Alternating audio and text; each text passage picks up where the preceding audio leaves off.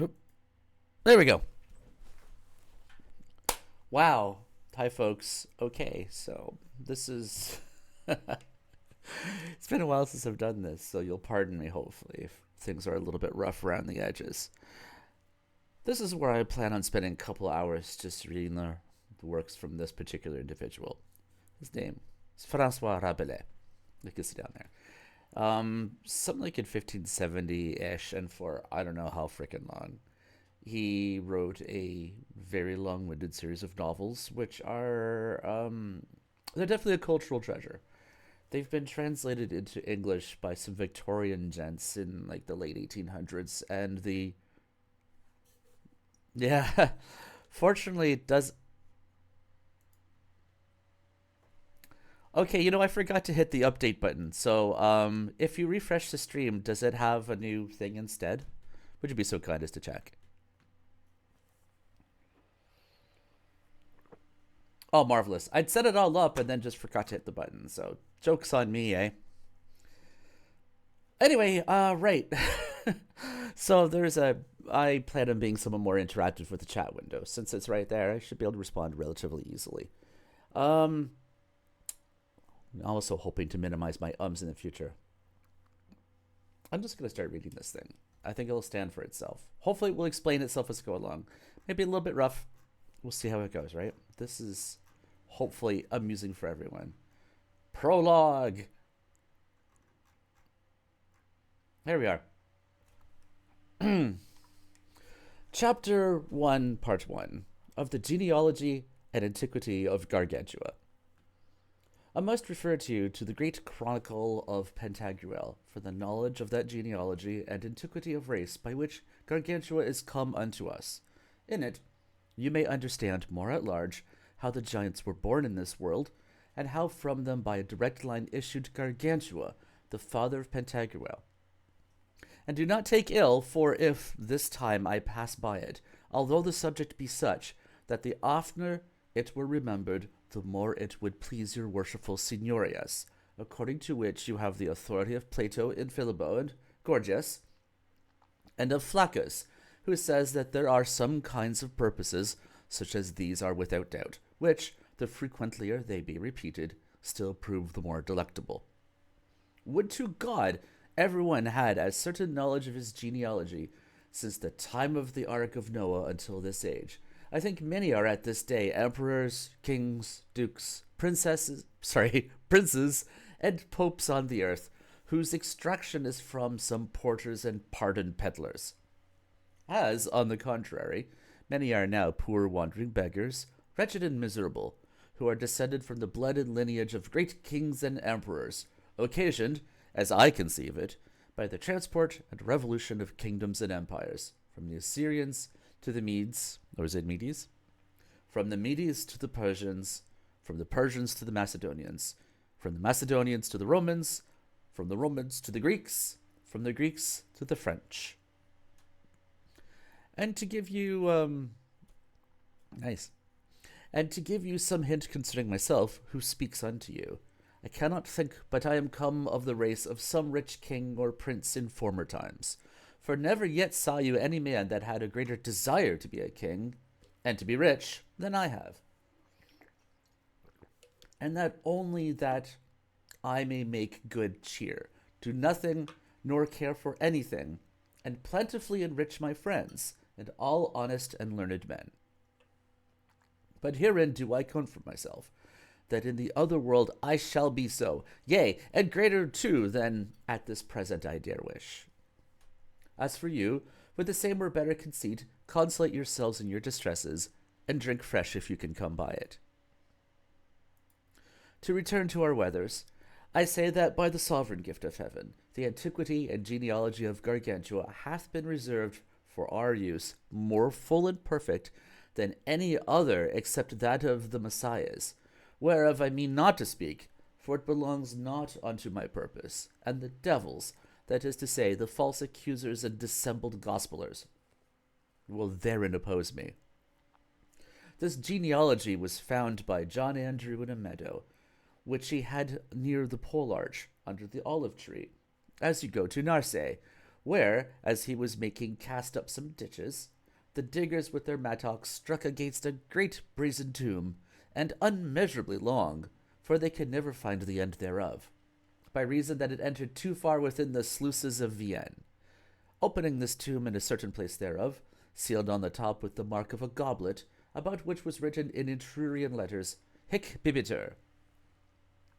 They found 9 flagons set in such order that they used to rank their kyles in Gascony, of which that which was placed in the middle had under it a big, fat, great, grey, pretty, small, mouldy little pamphlet, smelling stronger, but no better than roses. In that book, the said genealogy was found written all at large, in a chancery hand, not in paper, not in parchment, nor in wax, but in the bark of an elm tree, yet so worn with the long tract of time that hardly could 3 letters together be there perfectly discerned. I, though unworthy, was sent for thither, and with much help of those spectacles whereby the art of reading dim writings and letters that do not clearly appear to the sight is practised, as Aristotle teacheth it, did translate the book, as you may see in your Pantagruelizing, that is to say, in drinking stiffly to your own heart's desire, and reading the dreadful and horrific acts of Pantagruel. At the end of the book there was a little treatise entitled The Antidoted Franfeluche, or a Gallimatia of extravagant conceits. The rats and moths, or, that I may not lie, other wicked beasts, had nibbled off the beginning, the rest I have hereto subjoined, for the reverence I bear to antiquity. Wow.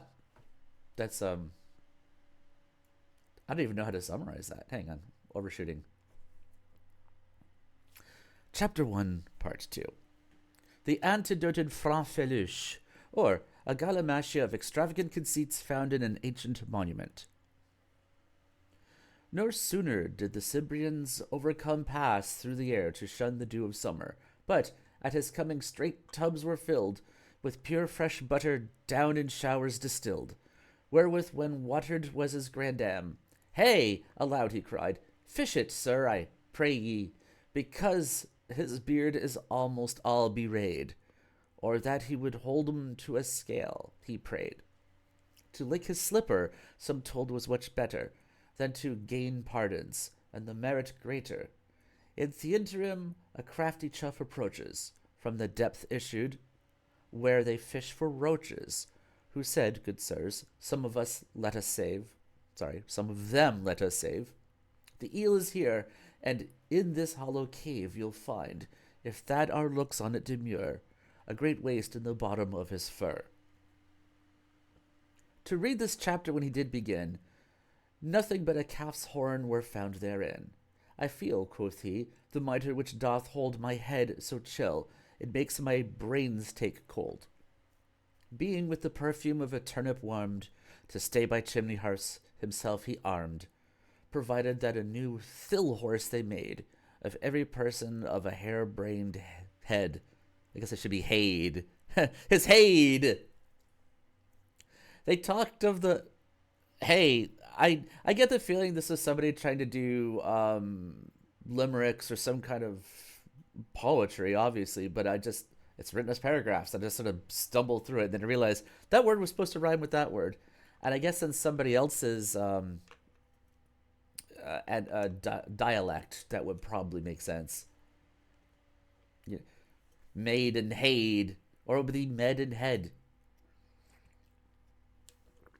Or maybe they're just not trying. Well, mind you, in chapter 1, they did say this was best appreciated drunk. So have a couple drinks and come back to this and see if it works.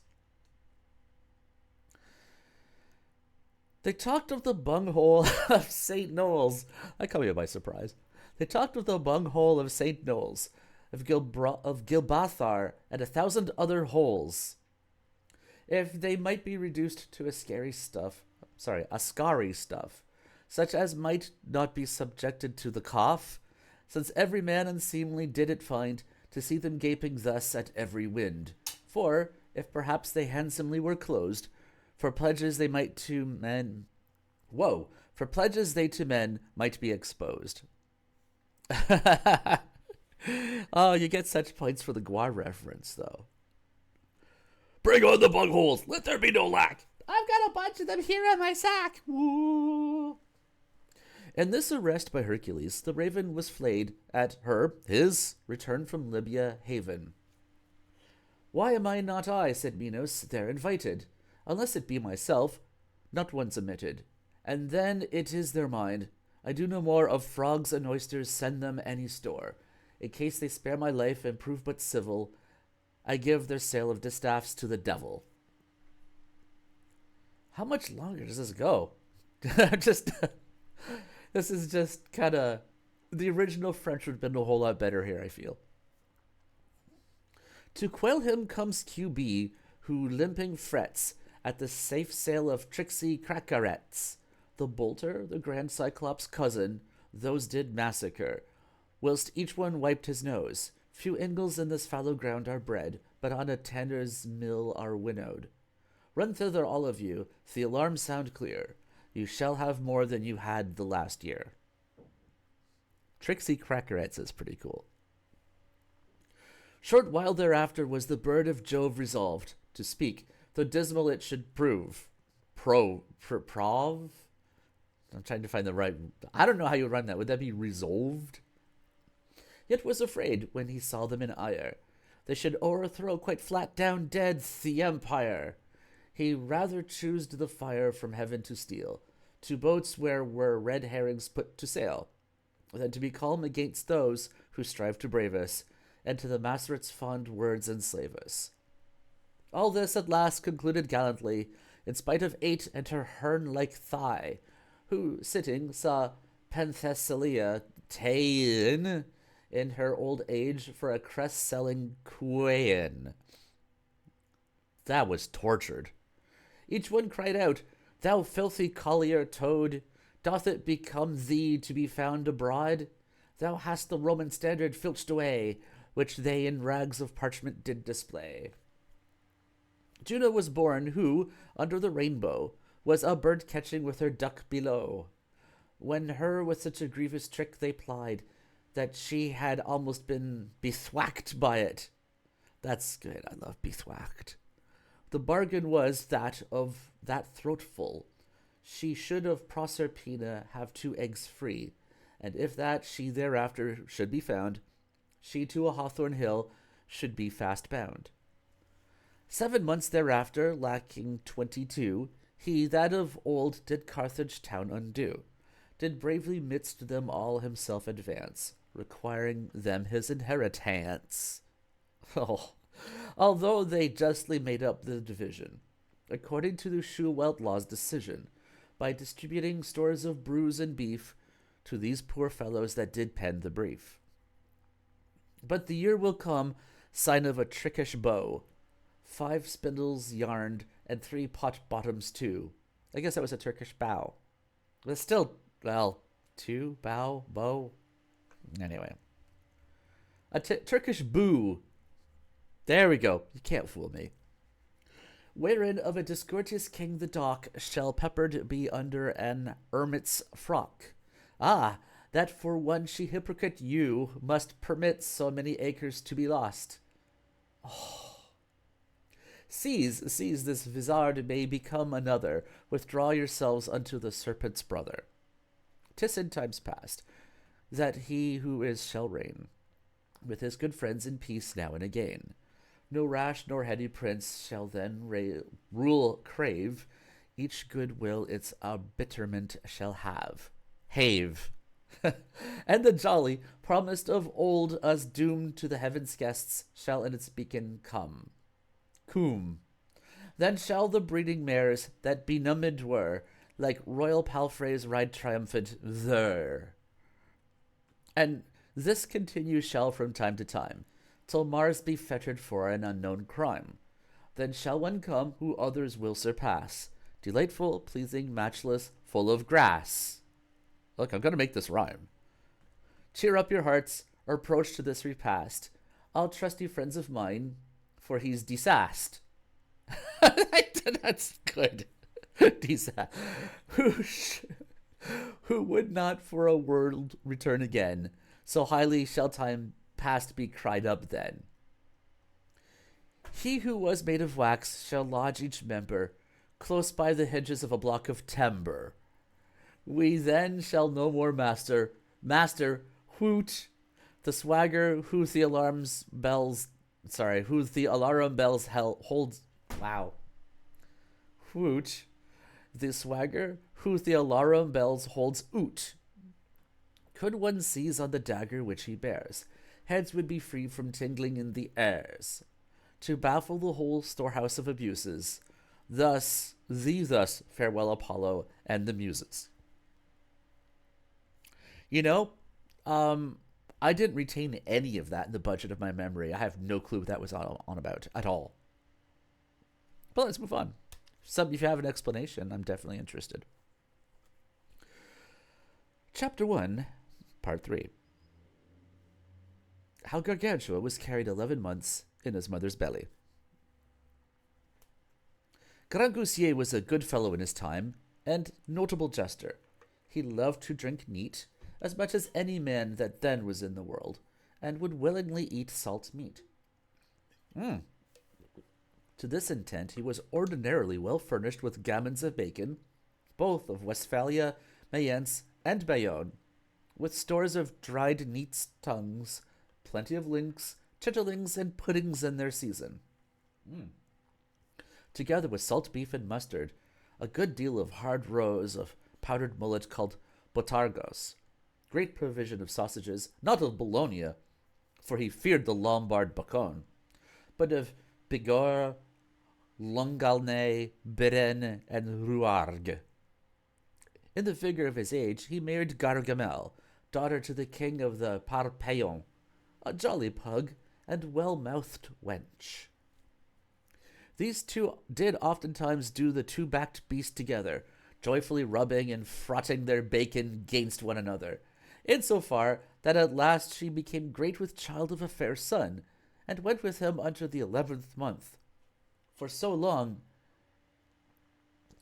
yea longer, may a woman carry her great belly, especially when it is some masterpiece of nature, and a person predestined to the performance in his due time of great exploits. As Homer says, that the child which Neptune begot upon the nymph was born a whole year after the conception, that is, in the 12th month. For as Aulus Gellius saith, lib 3, this long time was suitable for the majesty of Neptune, that in it the child might receive his perfect form. For the like reason Jupiter made the night, wherein he lay with Alcmena, last 48 hours. Hi, Montreth. A shorter time not being sufficient for the forging of Hercules, who cleansed the world of the monsters and tyrants wherewith it was suppressed. My masters, the ancient Pantagruelists, have confirmed that which I say, and withal declared it not only possible. Let me try that again. And withal declared it to be not only possible, but also maintained the lawful birth and legitimation of the infant born of a woman in the 11th month, after the decree of her husband. Hippocrates, lib de alimento, Plinius, lib 7, cap 5. Plautus in his Sisterelia, Marcus Varro in his satire inscribed the Testament, alleging to this purpose the authority of Aristotle. Censorinus, and a bunch of stuff. De Natura Animalium, Gellius, blah, blah, blah, blah. Servius in his exposition upon this verse of Virgil's Eclogues. Metri longa decim, etc., and 1,000 other fools whose number hath been increased by the lawyers FF Disri, a legit one is tententio paragraphe, and in the author restitute, blah, blah, blah, blah. No, I don't think the narrow columns would really help so much. Besides, I'd have to expand the chat window to fill up the rest of the screen. This is literally just a desktop capture, and there's nothing embarrassing in my desktop. It's just very cluttered with icons. I don't want people to see it. It's not interesting Latin. If it was interesting Latin, I'd read it. Moreover, upon these grounds, they have foisted in their Robidiliardic or Lapitorolive law, Gallus FF Delebe, Posthumus, Septimus F Defart, Psalm, and some other laws, which at this time I dare not name. by means whereof the honest widows may without danger play at the close buttock game with might and main, and as hard as they can, for the space of the first 2 months after the decease of their husbands. I pray you, my good lusty springall lads, if you find any of these females that are worth the pains of untying the codpiece point, get up, ride upon them, and bring them to me. For, if they happen within the 3rd month to conceive, the child should be heir to the deceased, if before he died he had no other children, and the mother shall pass for an honest woman. And that was Advice on Adultery, brought to you by Francois Rabelais. When she is known to have conceived, thrust forward boldly, spare her not, whatever betide you, seeing the paunch is full. As Julia, the daughter of the Emperor Octavian, never prostituted herself to her belly bumpers, but when she found herself with child, after the manner of ships, that receive not their steersmen till they have their ballast and lading. And if any blame them for this their rataconiculation and reiterated lechery upon their pregnancy and big-belliedness, seeing beasts in the like exigent of their fullness, will never suffer the male masculine to encroach them. Their answer will be that those are beasts, but they are women, very well skilled in the pretty veils and small fees of the pleasant trade and mysteries of superfetation. As Popula heretofore answered, according to the relation of Macrobius, lib 2 Saturnal. If the devil will not have them to bag, he must wring hard the spigot and stop the bunghole. You know, I don't even know what that word is, but I saw that word and I went, that's a word, and I got through that word. Yeah, wow, that's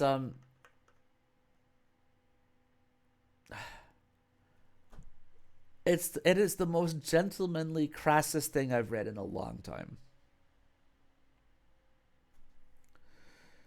Chapter 1, Part 4. How Gargamel, being great with Gargantua, did eat a huge deal of tripes. The occasion and manner how Gargamel was brought to bed and delivered of her child was thus, and if you do not believe it, I wish your bumgut fall out and make an escapade. Her bumgut, indeed, or fundament, escaped her in an afternoon, on the 3rd day of February, with having eaten at dinner too many godobelios. Godobelios are the fat tripe of coiros. Coiros are beeves fattened at the cratch and ox stalls, or in the fresh guimo meadows.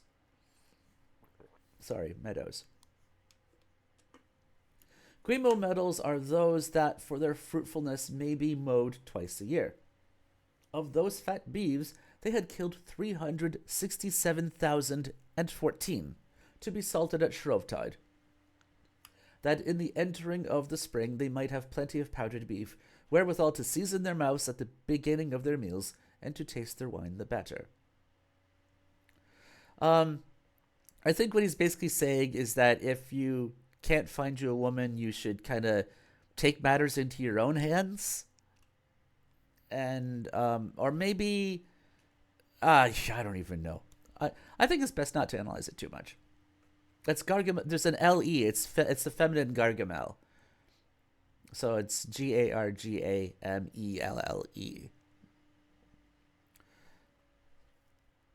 So, totally different.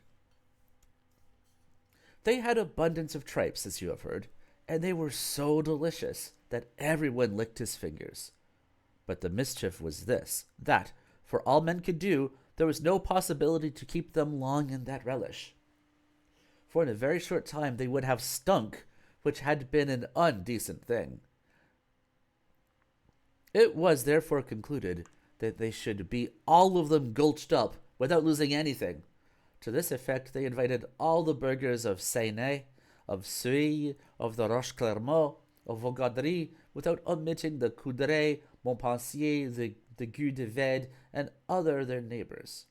All stiff drinkers, brave fellows, and good players at the Kyles. The good man Grangousier took great pleasure in their company, and commended that there should be no want nor pinching for anything. Nevertheless, he bade his wife eat sparingly, because she was near her time, and that these tripes were no very commendable meat. They would fain, said he, be at the chewing of ordure, that he would eat the case wherein it was. Notwithstanding these admonitions, she did eat 16 quarters, 2 bushels, 3 pecks, and a pipkinful. Oh, the fair fecality wherewith she swelled by the ingrediency of such shitten stuff! After dinner they all went out in a hurl to the Grove of the Willows, where, on the green grass, to the sound of the merry flutes and pleasant bagpipes, they danced so gallantly that it was a sweet and heavenly sport to see them so frolic. This food is shit. Well, I mean, they're eating tripe, so yeah, the food is kind of shit. Ooh, look at all that dancing. Chapter 1, Part 5. The Discourse of the Drinkers. Look at them. They're all stiff drinkers, brave fellows, and good players at ninepins. Look at them all. Then they did... I'll just leave that for now. You can admire it while I'm reading, at least this paragraph. Then did they fall upon the chat of victuals, and some belly furniture to be snatched at in the very same place, which purpose was no sooner mentioned, but forthwith began flagons to go, gammons to trot, goblets to fly, great bowls to ting, glasses to ring. Draw, reach, fill, mix, give it me without water. So, my friend, so, whip me off this glass neatly, bring me hither some claret, a full weeping glass till it run over. A cessation and truce with thirst. Ha! Thou false fever, wilt thou now be gone? By my figgins, godmother, I cannot as yet enter into the humour of being merry, nor drink so curtly as I would. You have catched a cold, Gammer? Yea, forsooth, sir, by the belly of Sanct Buff, let us talk of our drink. I never drink but at my hours, like the Pope's mule, and I never drink but in my breviary, like a fair Father Guardian. Which was first, thirst or drinking? Thirst, for who in the time of innocence would have drunk without being athirst? Nay, sir, it was drinking, for privatio praesupponet habitum. I am learned, you see. Focunde calices quem non facer desertum? Love my Latin. Love me, love my Latin. We poor innocents drink but too much without thirst. Not I, truly, who am a sinner, for I never drink without thirst, either present or future. To prevent it, as you know, I drink for the thirst to come. I drink eternally. This is to me an eternity of drinking, and drinking of eternity. I did Latin crimes. Let us sing, let us drink, and tune up our roundelays. Where is my funnel? What, it seems I do not drink, but by an attorney? Do you wet yourselves to dry, or do you dry to wet you? Pish, I understand not the rhetoric, theoric, I should say, but I help myself somewhat by the practice. Baste! Enough! I sup, I wet, I humect, I moisten my gullet, I drink, and all for fear of dying. Drink always, and you shall never die. If I drink not, I am aground, dry, gravelled, and spent. I am stark dead without drink, and my soul ready to fly into some marsh amongst frogs. The soul never dwells in a dry place. Drouth kills it. O you butlers, creators of new forms, make me no drinker of a... Well, let's try that again. O you butlers, creators of new forms, make me of no drinker a drinker, a perennity and everlastingness of sprinkling and bedewing me through these my parched and sinewy bowels. He drinks in vain that feels not the pleasure of it. This entereth into my veins. The pissing tools and urinal vessels shall have nothing of it. I would willingly wash the tripes of the calf which I apparelled this morning. I have pretty well now ballasted my stomach and stuffed my paunch. If the papers of my bonds and bills could drink as well as I do, my creditors would not want for wine when they come to see me, or when they are to make any formal exhibition of their right to what of me they can demand. This hand of yours spoils your nose. How many other such will enter here before this go out? What, drink so shallow? It is enough to break both girds and petrol. This is called a cup of dissimulation, or flagonal hypocrisy. I see like the Finns have inherited from 15th century French in this, well, 16th century French in this case. And I say that as a noble thing. What difference is there between a bottle and a flagon? Great difference, for the bottle is stopped and shut up with a stopple, but the flagon with a vice. La bouteille est fermée à bouchon, et le flacon à vis. Bravely and well played upon the words. Our fathers drank lustily. So this makes a whole lot more sense. Yeah, I was just thinking about that. I guess that's a little bit funnier in French, but flagonal hypocrisy is a good term. Bravely and well played upon the words. Our fathers drank lustily and emptied their cans. Well cacked, well sung. Come, let us drink. Will you send nothing to the river? Here is one going to wash the tripes. I drink no more than a sponge. I drink like a Templar knight. And I tenquem sponsus. And I sicut terra sin aqua. Give me a synonym for a gammon of bacon. It is the compulsory of drinkers. It is a pulley. By a pulley rope wine is let down into a cellar, and by a gammon into the stomach. Hey, now, boys, hither, some drink, some drink. There is no trouble in it. Respis personam pone pro duos brus non est in usa. I'm cringing. My Latin, such as it were. If I could get up as well as I could swallow down, I had been long ere now very high in the air. There will be more crimes. Thus became Tom Tosspot rich. Thus went in the tailor's stitch. Thus did Bonker. Thus did Bacchus conquer the end. Thus philosophy maligned. A little rain allays a great deal of wind. Long tippling breaks the thunder. Nice. But if there came such liquor from my ballock, would you not willingly thereafter suck the udder whence it issued? No, I would not. Here, page, fill, I prithee, forget me not when it comes to my turn, and I will enter the election I have made of thee into the very register of my heart. Sup, Guyot, and spare not. There is somewhat in the pot. I appeal from thirst, and disclaim its jurisdiction. Page, sew out my appeal in form. This remnant in the bottom of the glass must follow its leader. I was wont heretofore to drink out all, but now I leave nothing. Let us not make too much haste. It is requisite we carry all along with us. Heyday, here are some tripes fit for our sport, and in earnest, excellent godobios of the dun ox, you know, with the black streak. Oh, for God's sake, let us lash them soundly, yet thriftily. Drink, or I will. No, drink, I beseech you. Or je vous prie. Sparrows will not eat unless you bob them on the tail. Pardon me. Nor can I drink if I be not fairly spoke to. The concavities of my body are like another hell for their capacity. Lagoane da terra, lagoan lateris cavitas edis occurris et torrens altar. There is not a corner nor coney burrow in all my body where this wine doth not ferret out my thirst. Ho! This will bang it soundly, but this shall banish it utterly. Let us wind our horns by the sound of flagons and bottles, and cry aloud that whoever hath lost his thirst, come not hither to seek it. Long clusters of drinking are to be voided without doors. The great God made the planets, and we make the platters neat. I have the word of the gospel in my mouth, Sitio.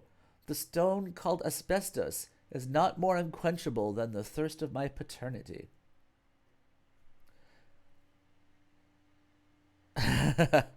There's some really good ways of saying it. Holy crap, I gotta, yeah.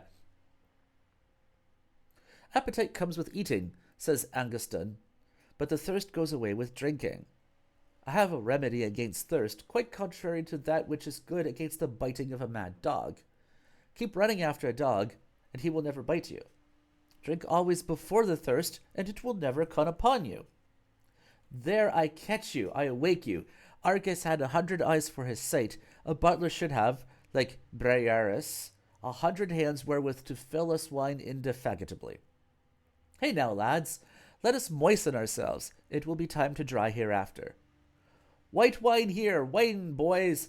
Pour out all in the name of Lucifer. Fill here, you, fill and fill. Peace gods on you, till it be full. My tongue peals. Lance drink to thee, countryman. I drink to thee, good fellow. Comrade to thee, lusty, lively. Ha la la, that was drunk to some purpose and bravely gulped over. O lacrima Christi, it is of the best grape. In faith, pure Greek, Greek. Oh, the fine white wine, upon my conscience. It is a kind of taffetus wine. Hey, hey, it is of one ear, well wrought and of good wool. Courage, comrade. Up thy heart, Billy. We will not be beasted out. We will not be beasted at this bout, for I have got one trick. Ex hoc in hoc.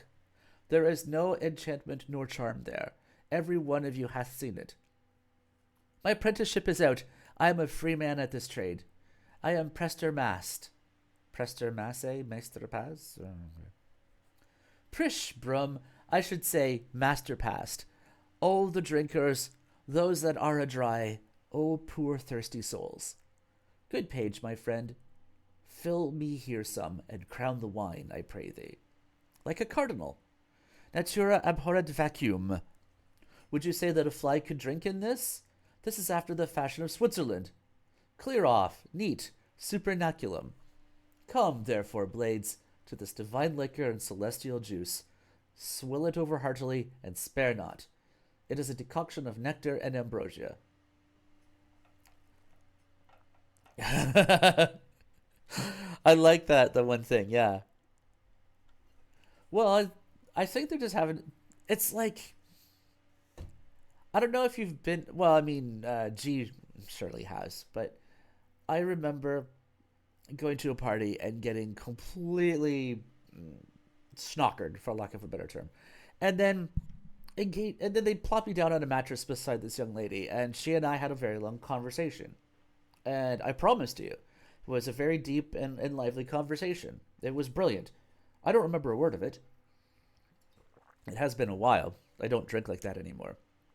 But when I asked about it the next day, they told us we were both completely uselessly drunk and just mumbling at each other. And that's kind of how I feel. These guys think they're having this great witty conversation, but in truth they're just like, if you drink before you're drunk, you can't get drunk. Kind of like that.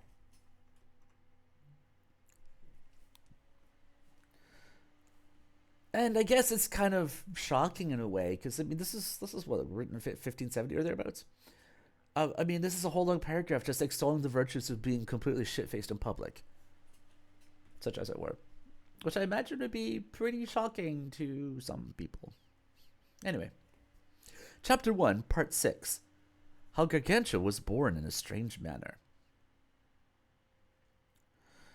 Whilst they were on this discourse and pleasant tattle of drinking, Gargamel began to be a little unwell in her lower parts, whereupon Grangousier rose from off the grass and fell to comfort her very honestly and kindly, suspecting that she was in travail, and told her that it was best for her to sit down upon the grass under the willows, because she was very likely to see young feet, and that therefore it was convenient that she should pluck up her spirits and take a good heart of new at the fresh arrival of her baby. Saying to her withal that although the pain was somewhat grievous to her, it would be but of short continuance, that the succeeding joy would quickly remove that sorrow, in such sort that she should not as much remember it. Wow. I was just reading what she had to say, and I kind of lost my, there we go. On, with the sheep's courage, quoth he. Dispatch this boy, and we will speedily fall to work for the making of another. Ha! Said she, so well as you speak at your own ease, that you that are men. Well, then, in the name of God, I'll do my best, seeing that you will have it so. But would to God that it were cut off from you. What? Said Grangousier. Ha! Said she. You are a good man indeed. You understand it well enough. What? My member? Said he. By the goat's blood, if it please you. That shall be done instantly. Cause bring hither a knife. At last, said she.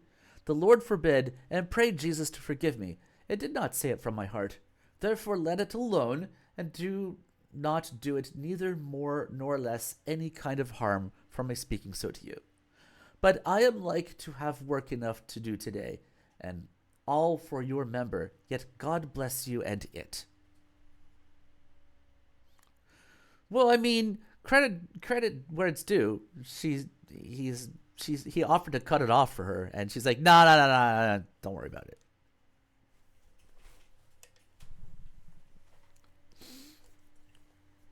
But you're right. When your wife is having labor pains, don't tell them you'll forget this pain soon. I would never dream of this. Courage, said he, take you no care of the matter. Let the 4 foremost oxen do the work. I will yet go drink 1 whiff more, and if in the meantime anything befall you that may require my presence, I will be so near to you that at the first whistling in your fist, I shall be with you forthwith. Twisting how to speak. I would be glad to give you all laser beams. I promise. A little while after she began to groan, lament, and cry.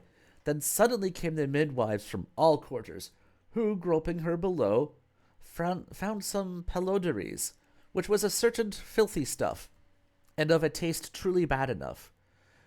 This they thought had been the child, but it was her fundament, that was slipped out with the mollification of her straight entrail, which you call the bum gut, and that merely by eating of too many tripes, as we have showed you before.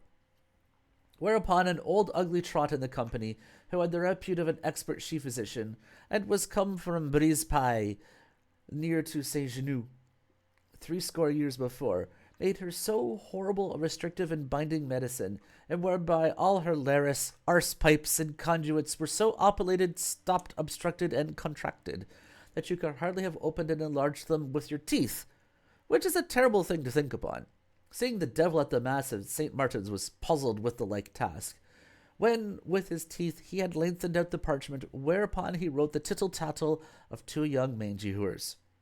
By this inconvenient the cotyledons of her matrix were presently loosened, though which the child sprang up and leaped, and so, entering into the hollow vein, did climb by the diaphragm even above her shoulders, where the vein divides itself into 2, and from thence taking his way toward the left side, issued forth at her left ear. As soon as he was born, he cried not as other babes used to do, miaz, miaz, miaz, miaz, but with a high, sturdy, and big voice shouted about, some drink, some drink, some drink, as inviting as all the world to drink with him. The noise hereof was so extremely great that it was heard in both the countries at once, of Beauce and Biberrois. I doubt me that you do not thoroughly believe the truth of this strange nativity. Though you believe it not, I care not much, but an honest man and of good judgment believeth still what is told him, and that which he finds written. Yep, outer ear. Well, the other thing is that basically she had a poop, and the midwives confused the poop for a baby, and they tasted it. Gross. Is this beyond our law or our faith, against reason or the Holy Scripture? For my part, I find nothing in the sacred Bible that is against it. But tell me, if it had been the will of God, would you say that he could not do it? Ha! For favour's sake, I beseech you, never amber le coq, or impulrigifies your spirits with these vain thoughts and idle conceits. For I tell you, it is not impossible with God, and, if he pleased, all women henceforth should bring forth their children at the ear. Was not Bacchus engendered out of the very thigh of Jupiter? Did not Broctiide come out at his mother's heel, and Croquemouche from the slipper of his nurse? Was not Minerva born of the brain, even through the ear of Jove? Adonis of the bark of a myrrh tree, and Castor and Pollux of the dupe of that egg which was laid and hatched by Leda? But you would wonder more, and with far greater amazement, if I should now present you with that chapter of Plinius, wherein he treateth of strange births, and contrary to nature, yet am I not so impudent a liar as he was.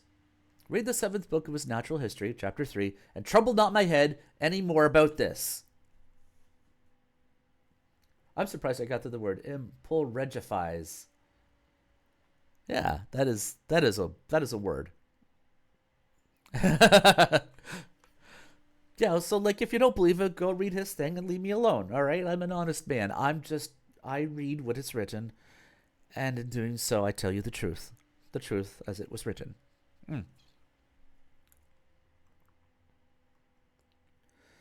Chapter 1, Part 7. After what manner Gargantua had his name given him, how he tippled, bibbed, and curried the can. I don't know how you curried a can, but we're about to find out.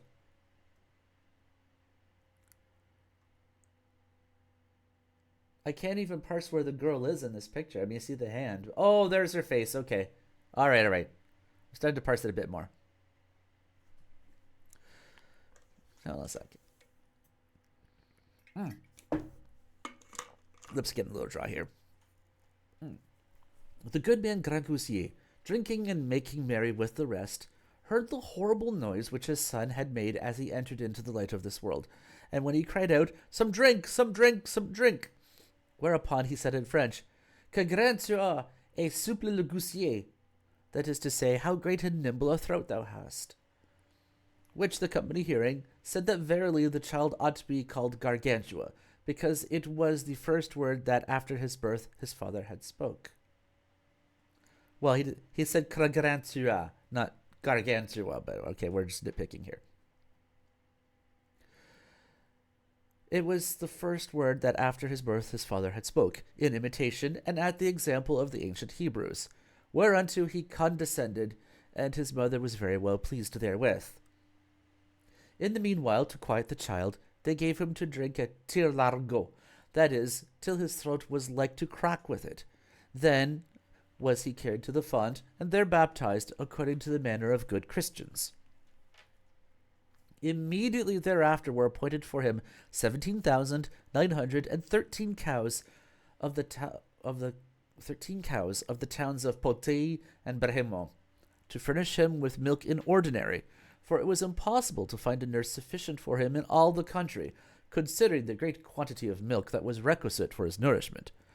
Although there was not wanting some doctors of the opinion of Scotus, who affirmed that his own mother gave him suck, and that she could draw out of her breasts 1,402 pipes and 9 pails of milk at every time. Which indeed is not probable, and this point hath been found duggishly scandalous and offensive to tender ears, for that it savoured a little of heresy.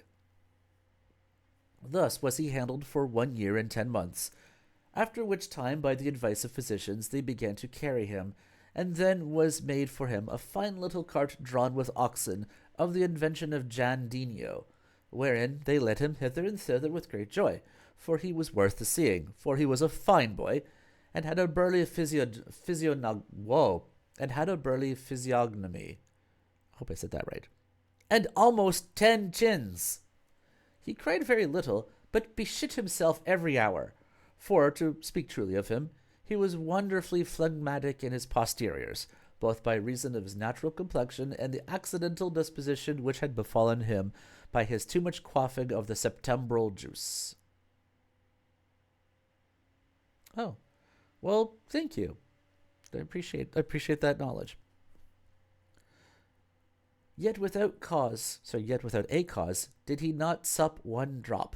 For if he happened to be vexed, angry, displeased, or sorry, if he did fret, if he did weep, if he did cry, and what a grievous quarter soever he kept, in bringing him some drink, he would be instantly pacified, reseated in his own temper, in a good humour again, and as still and quiet as ever.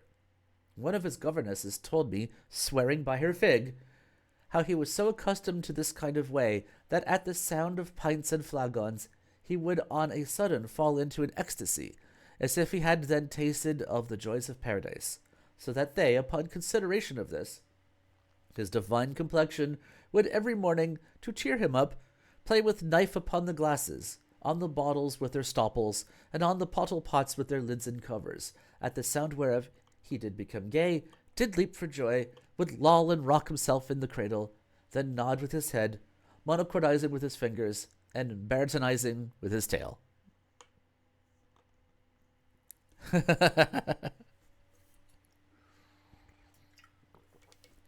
He's a baby that they basically kept drunk the second he acted up, and yeah. A functional baby alcoholic by the age of 1. Chapter 1, Part 8, How They Apparelled Gargantua. Being of this age, his father ordained to have clothes made to him in his own livery, which was white and blue. To work then went the tailors, and with great expedition were these clothes made, cut, and sewed, according to the fashion that was then in request. I find by the ancient records or pancarts to be seen in the Chamber of Accounts or Court of the Exchequer at Montsoreau, that he was accoutred in manner as followeth. To make him every shirt of his were taken up 900 ells of Châtellerault linen, and 200 for the gussets, in manner of cushions, which they put under his armpits. His shirt was not gathered nor plaited, for the plaiting of shirts was not found out till the seamstresses, when the point of their needle, besongé du cul, Englished the eye of the needle, was broken, began to work and occupy with the tail. So that was a parenthetical aside instead of parenthetical aside. There were taken up for his doublet 813 ells of white satin, and for his points 1,509 dogs' skins and a half. Then it was that men began to tie up their breeches to their doublets, and not their doublets to their breeches, for it is against nature, as hath most amply been showed by Occam upon the exponables of Master Hautechaussade. For his breeches were taken up 1,105 ells, and a third, of white broadcloth. They were cut in the form of pillars, chamfered, channeled, and pinked behind that they might not overheat his reins. Rein is kidneys in French, by the way.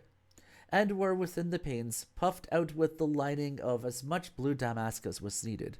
And remark that he had very good leg harness, proportionable to the rest of his stature.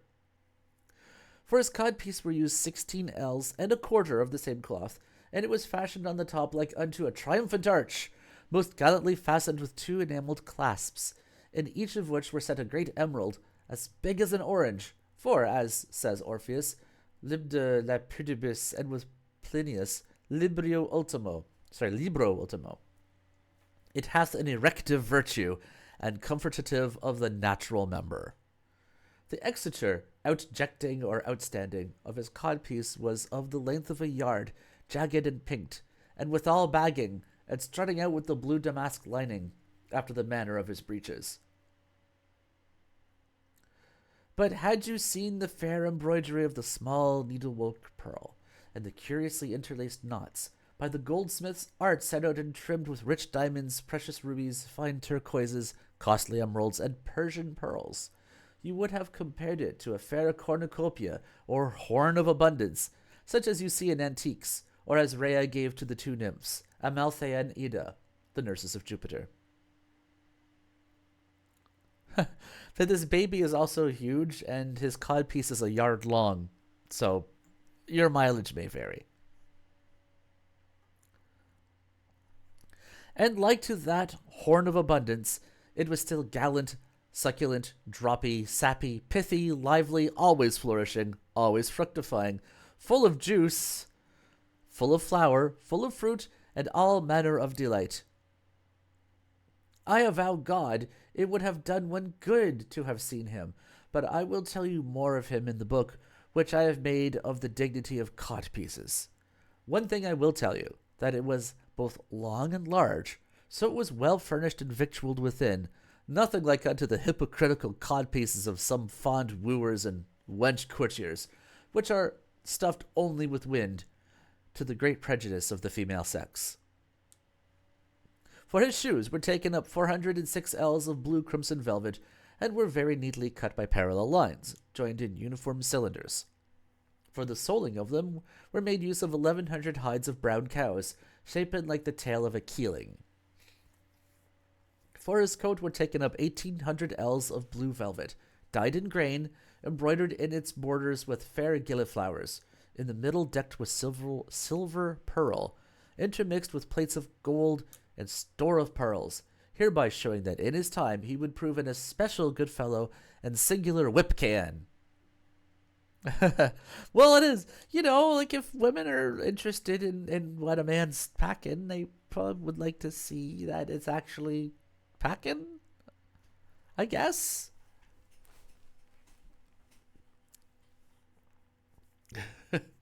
His girdle was made of 300 ells and half of silken serge, half white and half blue, if I mistake it not. His sword was not of Valencia, nor his dagger of Saragossa, for his father could not endure those hidalgos borrachos maranasados como diablo. But he had a fair sword made of wood, and the dagger of boiled leather, as well painted and gilded as any man could wish. His purse was made of the cod of an elephant, which was given to him by Herr Procontal, proconsul of Libya. Where's my mouse? Okay, there it is. For his gown were employed 9,600 ells, wanting 2/3 of blue velvet, as before,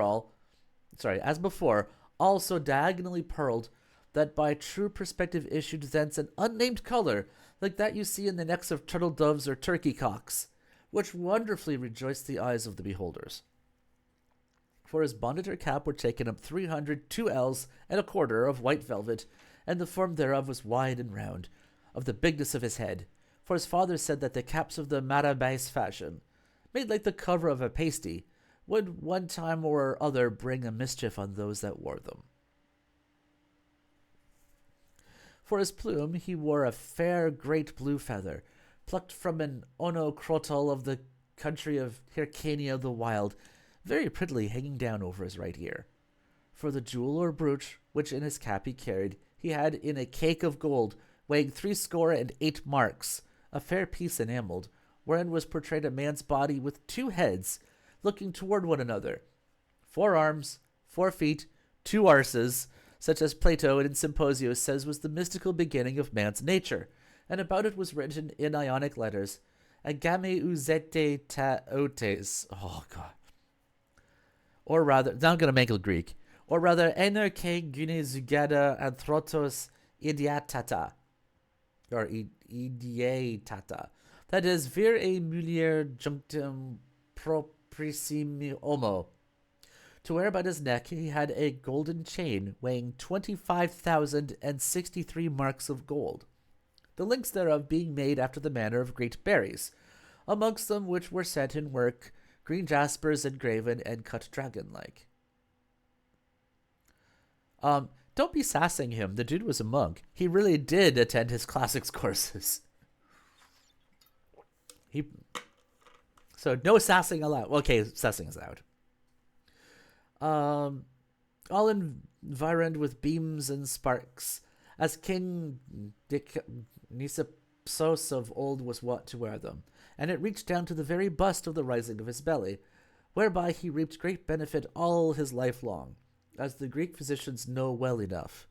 For his gloves were put in work 16 otter skins, and 3 of the loup-garou, or men-eating wolves, for the bordering of them. And of this stuff were they made by the appointment of the Kabbalists of Saint-Louis. As for the rings which his father would have him to wear to renew the ancient mark of nobility, he had on the forefinger of his left hand a carbuncle as big as an ostrich egg, enchased very daintily in the gold of the fineness of a turkey seraph. Upon the middle finger of the same hand he had a ring made of 4 metals together, of the strangest fashion that ever was seen, so that the steel did not crash against the gold, nor the silver crush the copper. All this was made by Captain Chapuis, and Alcofribas, his good agent. On the medical finger of his right hand he had a ring made spirewise, wherein was set a perfect balas ruby, a pointed diamond, and a fisson emerald, of inestimable value. For Hans Carvel, the king of Melinda's jeweler, esteemed them at the rate of 309,894,018 French crowns of Berry, and at so much did the Fucre of Augsburg prize them.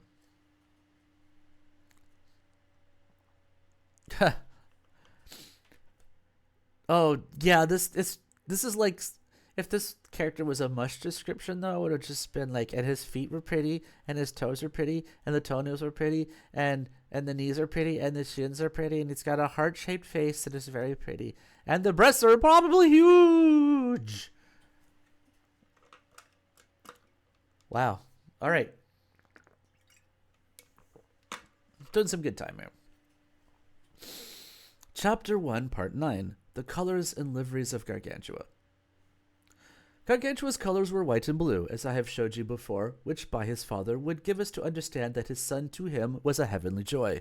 For the white did signify gladness, pleasure, delight, and rejoicing, and the blue celestial things.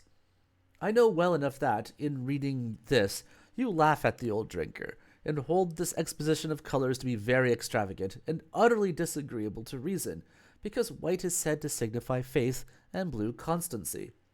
But without moving, vexing, heating, or putting you in a chafe, for the weather is dangerous. Answer me, if it please you, for no other compulsory way of arguing will I use towards you, or any else. Only now and then will I mention a word or two of my bottle. What is it that induceth you? What stirs you up to believe, or who told you that white signifieth faith and blue constancy? An old paltry book, say you, sold by the hawking peddlers and ballad-mongers, entitled The Blason of Colors. Who made it? Well, also the colors of Quebec are blue and white, and I don't know that they mean much of anything, but I never thought to ask either. Who made it? Whoever it was, he was wise in that he did not set his name to it. But besides, I know not what I should rather admire in him, his presumption or his sottishness. His presumption and overweening, for that he should, without reason, without cause, or without any appearance of truth, have dared to prescribe by his private authority what things should be denotated and signified by the color, which is the custom of tyrants, who will have their will to bear sway instead of equity, and not of the wise and learned, who with the evidence of reason satisfy their readers. His sottishness and want of spirit, and that he thought that, without any other demonstration or sufficient argument, the world would be pleased to make his blockish and ridiculous impositions the rules of their devices.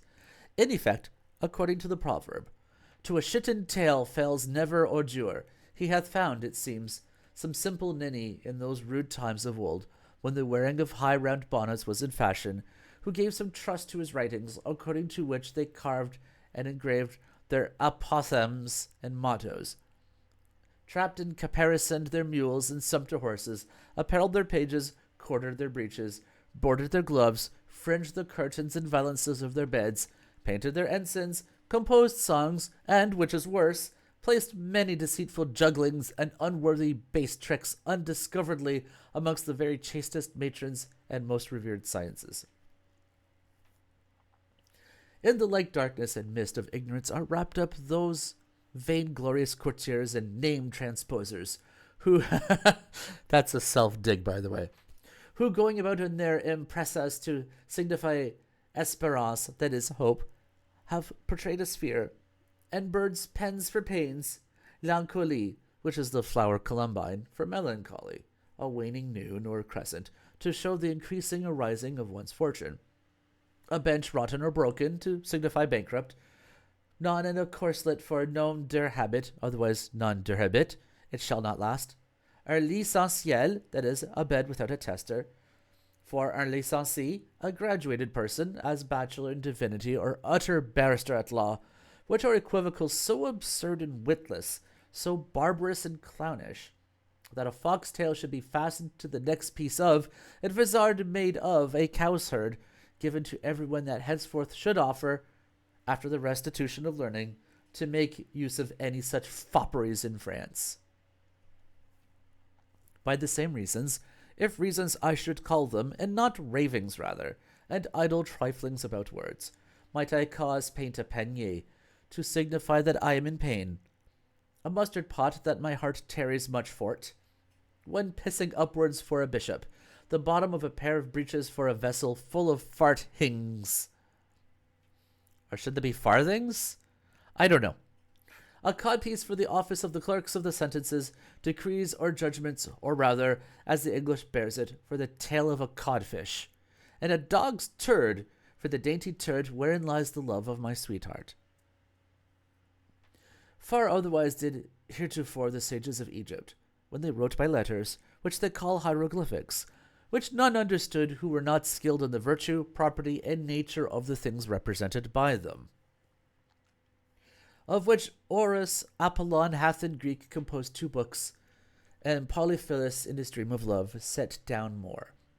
In France you have a taste of them in the device Impressa of my Lord Admiral, which was carried before that time by Octavian Augustus. But my little skiff amongst those unpleasant gulfs and shoals will sail no further. Therefore must I return to the port from whence I came. Yet do I hope one day to write more at large of these things, and to show both by philosophical arguments and authorities, received and approved of by and from all antiquity, what and how many colors there are in nature, and what may be signified by every one of them, if God should save the mold of my cap, which is my best wine pot, as my grandam said.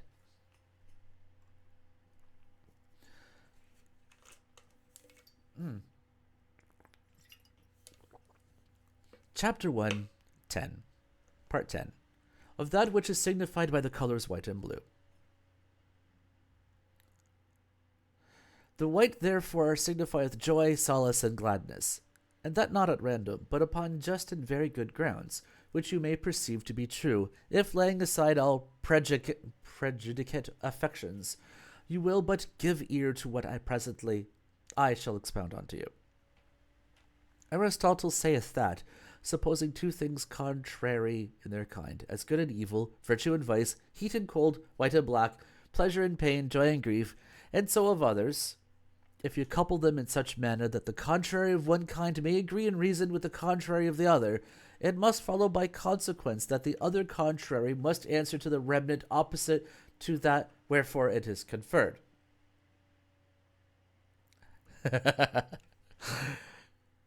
As, for example, virtue and vice are contrary in one kind, so are good and evil. If one of the contraries of the first kind be consonant to one of those of the second, as virtue and goodness, for it is clear that virtue is good, so shall the other 2 contraries, which are evil and vice, have the same connection, for vice is evil. Prepare yourself for a whole lot more logic. We're going to make our own book on color theory here. This logical rule being understood, take these 2 contraries, joy and sadness, then these other 2, white and black, for they are physically contrary. If so be, then, that black do signify grief, by good reason, then should white impart joy. Nor is this signification instituted by human imposition, but by the universal consent of the world received, which philosophers call jus gentium, the law of nations, or an uncontrollable right of force in all countries whatsoever. For you know well enough that all people, and all languages and nations, except the ancient Syracusans and certain Argives, who had cross and thwarting souls, when they mean outwardly to give evidence of their sorrow, go in black, and all mourning is done with black, which general consent is not without some argument and reason in nature, the which every man may by himself very suddenly comprehend, without the instruction of any, and this we call the law of nature.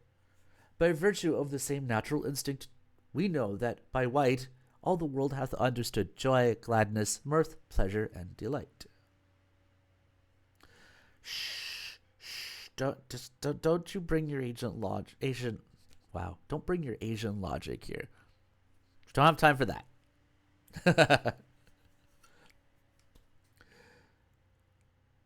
Oh, wow, where was I now?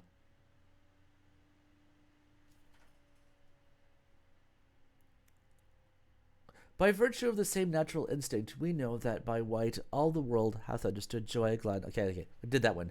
In former times the Thracians and Cretans did mark their good, propitious, and fortunate days with white stones, and their sad, dismal, and unfortunate ones with black.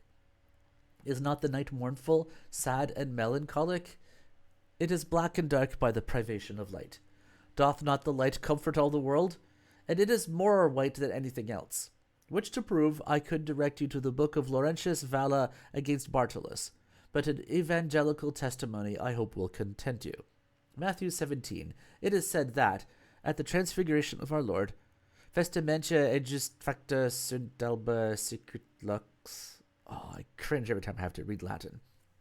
His apparel was made white like the light, by which lightsome whiteness he gave his 3 apostles to understand the idea and figure of the eternal joys.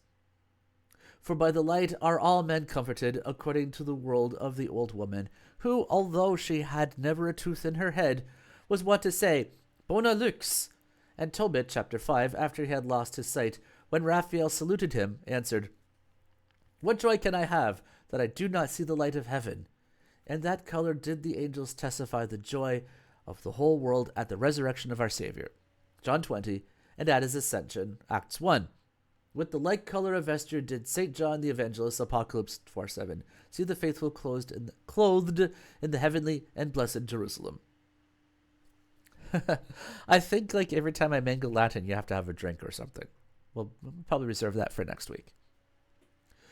Read the ancient, both Greek and Latin histories, and you shall find that the town of Alba, the first pattern of Rome, was found and so named by reason of a white sow that was seen there.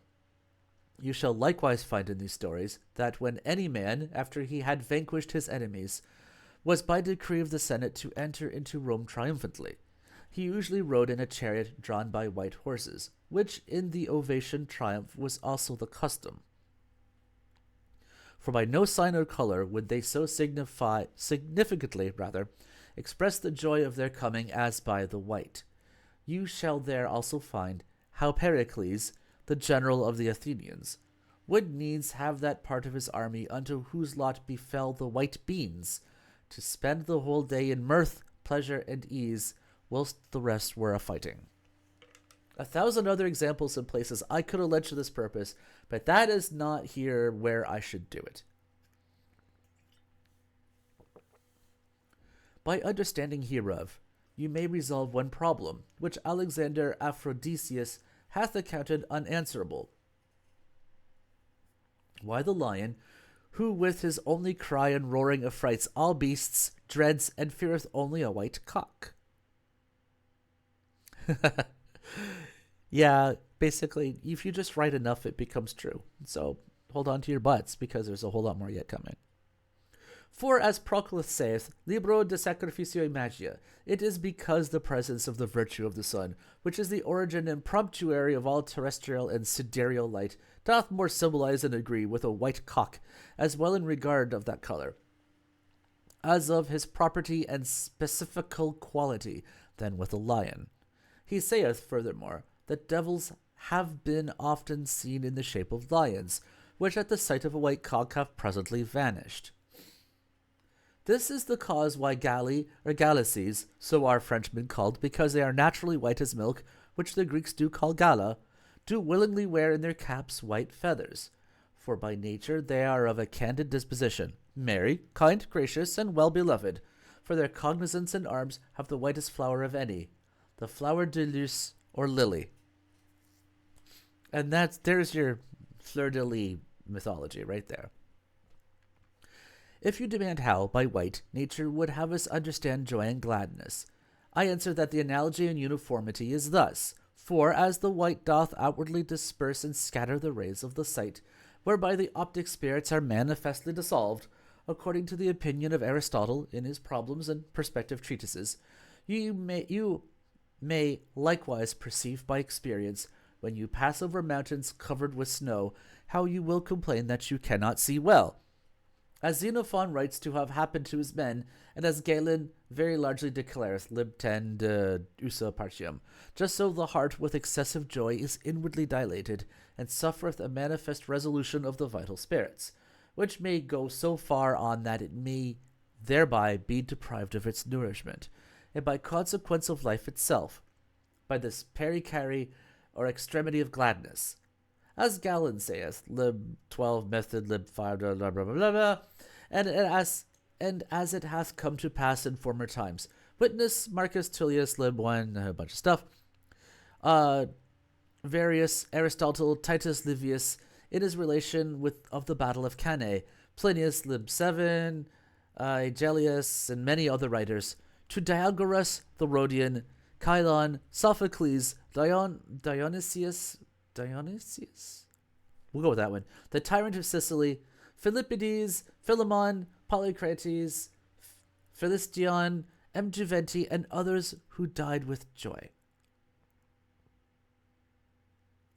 And as Avicen speaketh, into canon of the saffron, that it doth so rejoice the heart, that, if you take of it excessively, it will by a superfluous resolution and dilation deprive it altogether of life.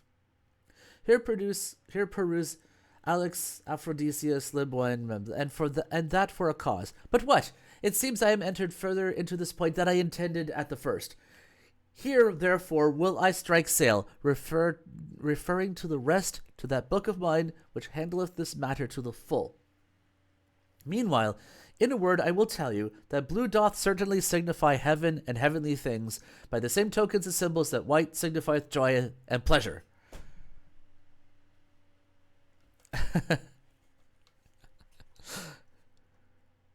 That was that was a journey. That was a journey and a half. Chapter 1, Part 11. Of the youthful age of Gargantua. We're probably going to hit Chapter 13 before I call it a break, at the rate we're going. Okay. Let's admire this picture briefly. Men on horses. Gargantua, from 3 years upward unto 5, was brought up and instructed in all convenient discipline by the commandment of his father, and spent that time like the other little children of the country, that is, in drinking, eating, and sleeping, in eating, sleeping, and drinking, and in sleeping, drinking, and eating. You just wait about the giants. There's more to come. The thing about this is that he'll go into great long pseudo-intellectual passages, and then there'll be, shall we say, scandalous poetry. The book hits lofty academic highs and then surprising lows. We're going to get there. Still he wallowed and rolled up and down himself in the mire and dirt. He blurred and sullied his nose with filth. He blotted and smutched his face with any kind of scurvy stuff. He trod down his shoes in the heel.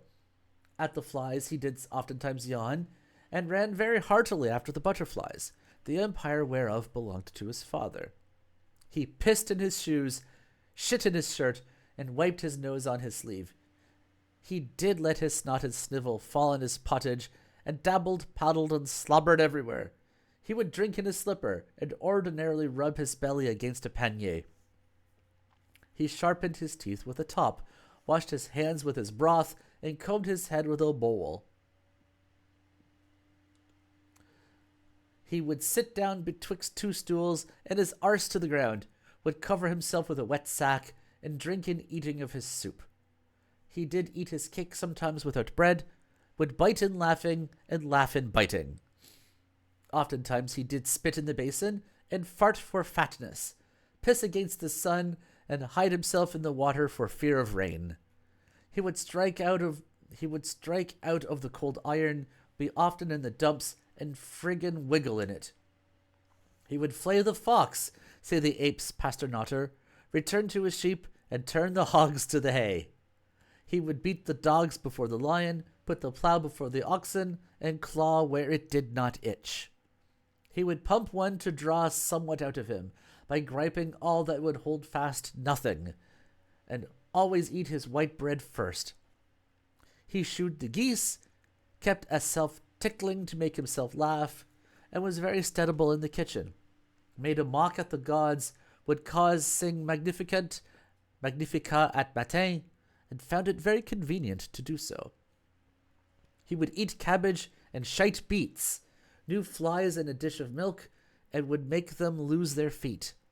He would scrape paper, blur parchment, and then run away as hard as he could. He would pull at the kid's leather, or vomit up his dinner, then reckon without his host. That is, eating cabbage and shitting beets is a good line. He would beat the bushes without catching the birds, thought the moon was made of green cheese, and that bladders are lanterns. Out of one sack he would take 2 moulture, or fees for grinding, would act the ass's part to get some bran, and of his fist would make a mallet. He took the cranes at the first leap, and would have the mail coats to be made link after link. He always looked at a given horse in the mouth, leaped from the cock to the ass, and put one ripe between 2 green. By robbing Peter he paid Paul.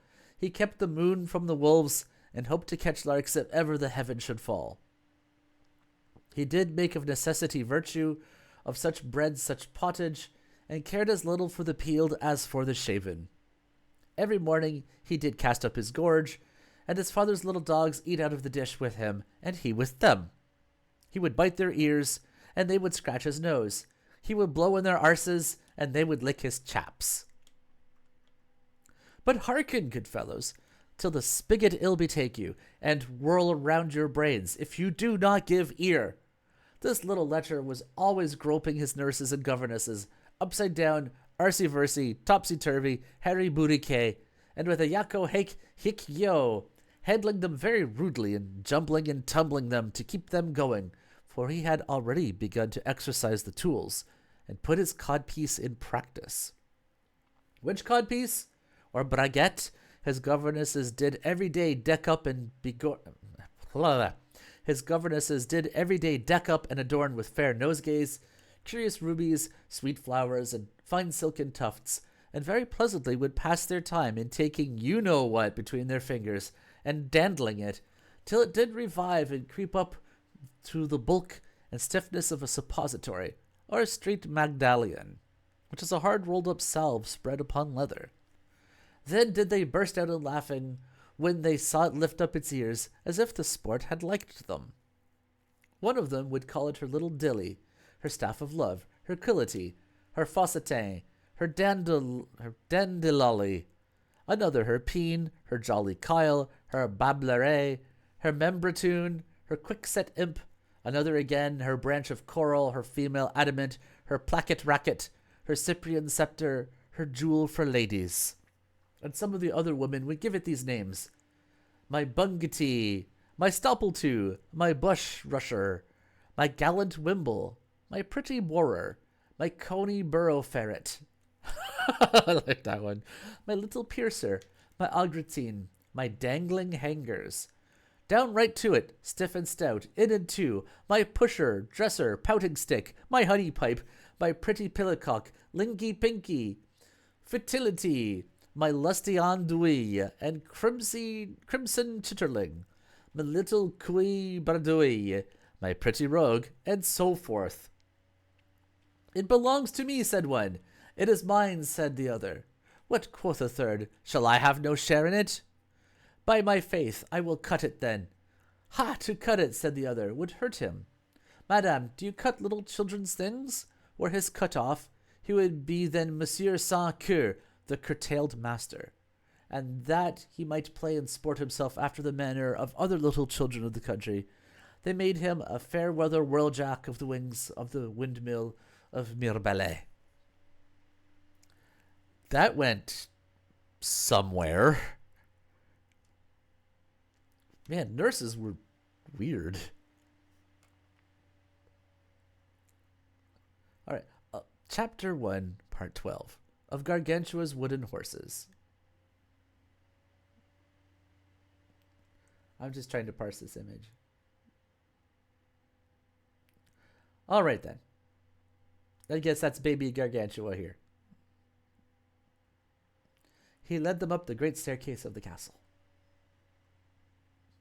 Afterwards, that he might be all his lifetime a good rider, they made to him a fair great horse of wood, which he did make leap, curvet, jerk out behind, and skip forward, all at a time, to pace, trot, rack, gallop, amble, to play the hobby, the hackney gelding, go the gait of the camel, and of the wild ass.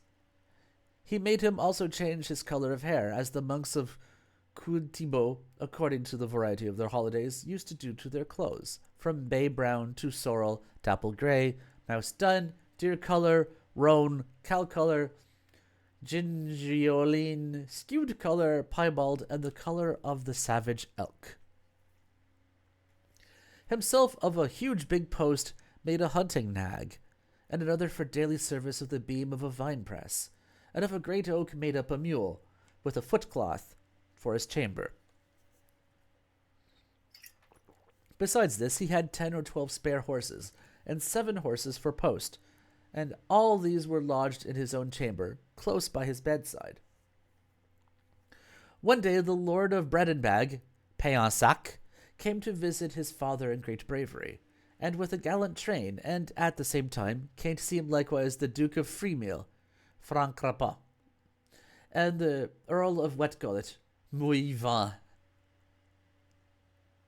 The house truly, for so many guests at once, was somewhat narrow, but especially the stables, whereupon the steward and harbinger of the said Lord Bredenbag, to know if there were any other empty stable in the house, came to Gargantua, a little young lad, and secretly asked him where the stables of the great horses were, thinking that children would be ready to tell all. Then he led them up along the stairs of the castle, passing by the second hall unto a broad great gallery, by which they entered into a large tower, and as they were going up at another pair of stairs, said the harbinger to the steward, "This child deceives us, for the stables are never on top of the house." "You may be mistaken," said the steward, "for I know some places at Lyon, at the Basse-Met, at the Chaînon, and elsewhere, which have their stables at the very tops of the houses, so that it may be behind the houses there is a way to come to this ascent. But I will question him further."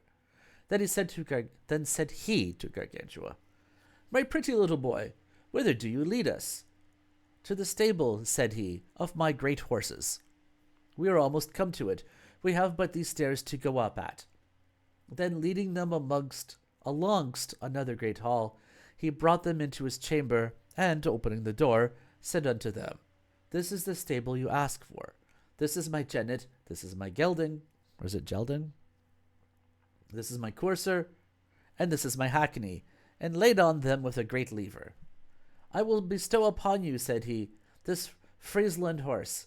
I had him from Frankfurt, yet I will give him you.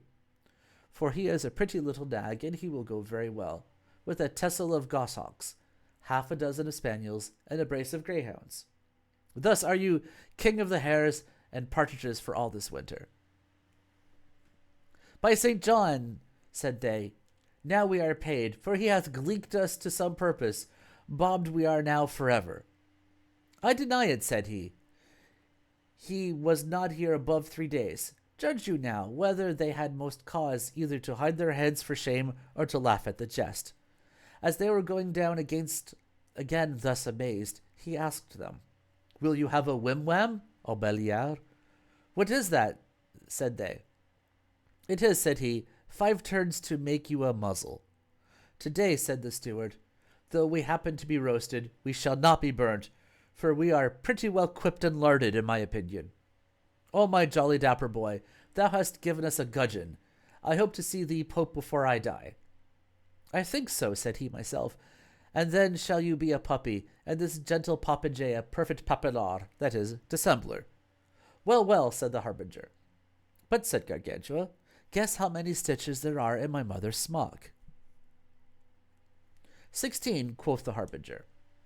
"You do not speak gospel," said Gargantua, "for there is some before and some behind, and you did not reckon them ill, considering the 2 under holes." "When?" said the harbinger. "Even then," said Gargantua, "when they made a shovel of your nose to take up a quarter of dirt, and of your throat a funnel wherewith to put it into another vessel, because the bottom of the old one was out." "Cocksbod," said the steward, "we have met with a prater." "Farewell, Master Tattler, God keep you, so goodly are the words which you come out with, and so fresh in your mouth, that had need to be salted." Thus going down in great haste, under the arch of the stairs, they let fall the great lever, which he had put upon their backs, whereupon Gargantua said, "What a devil you are, it seems, but bad horseman, that you suffer your builder to fail you when you need him most. If you were to go from hence to Cahusac, whether you had rather ride upon a gosling or lead a sow in a leash?" "I had rather drink," said the harbinger. With this they entered into the lower hall, where the company was, and relating to them this new story, they made them laugh like a swarm of flies. So I wonder if Montreth has returned, because this is definitely a very notorious bit. I wouldn't want to have her miss it. Plus, I could use like a slight bit of a break. I haven't read... there you are. I haven't read this much stuff in quite some time. Weirdly, lecturing isn't quite this exhausting.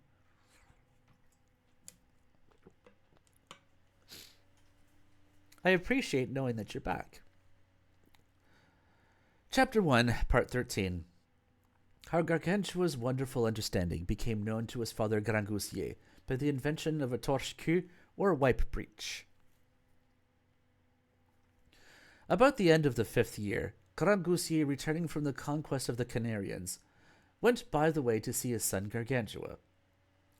There was he filled with joy, as such a father might be at the sight of such a child of his, and whilst he kissed and embraced him, he asked many childish questions of him about diverse matters, and drank very freely with him and his governesses, of whom in great earnest he asked, amongst other things, whether they had been careful to keep him clean and sweet.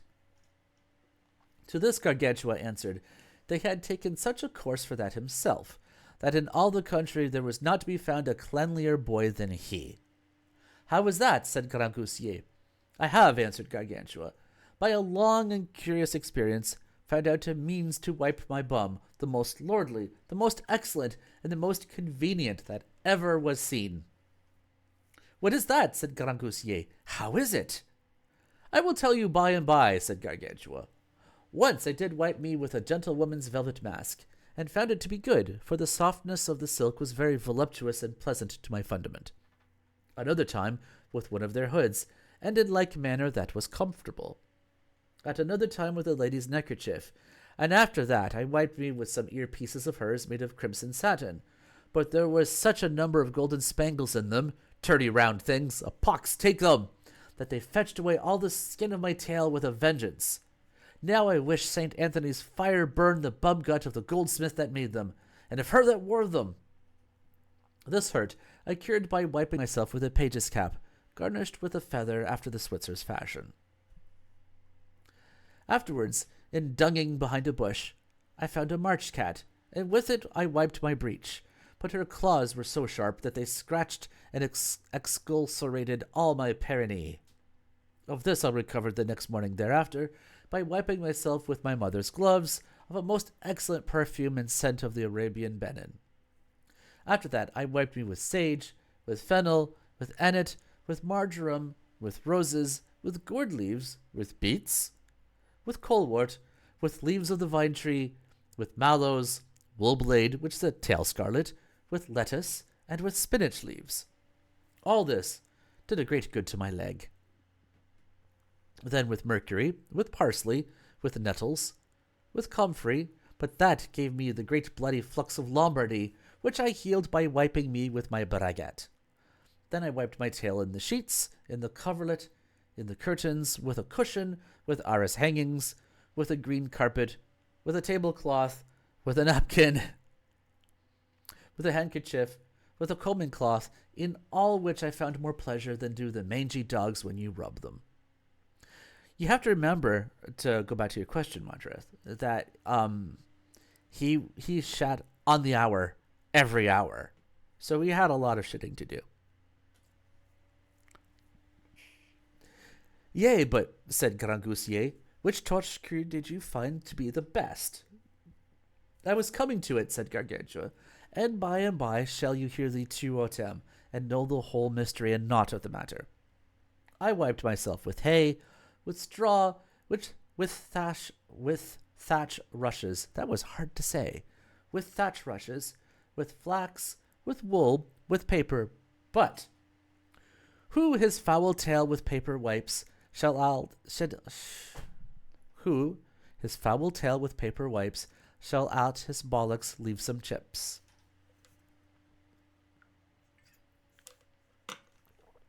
What, said Grangousier, my little rogue, hast thou been at the pot that thou dost rhyme already? Yes, my lord the king, answered Gargantua. I can rhyme gallantly, and rhyme till I become hoarse with rheum. Hark, what our privy says to the skiters. Shitard, squirtard, crackard, turdus, thy bung hath flung some dung on us.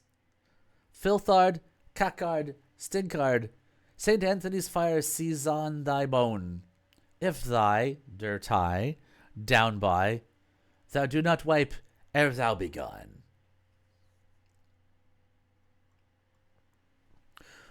Will you have any more of it? Yes, yes, answered Grangousier. Then, said Gargantua, a roundelay. In shitting yesterday I did know, the cess I to my arse did owe. The smell was such came from that slunk, that I was with it all bestunk. Oh, had by then some brave signor, but her to me I waited for, in shitting. I would have cleft her water gap, and joined it close to my flip-flap. Whilst she had with her fingers guarded my foul knock and row, I'll be murdered, in shitting.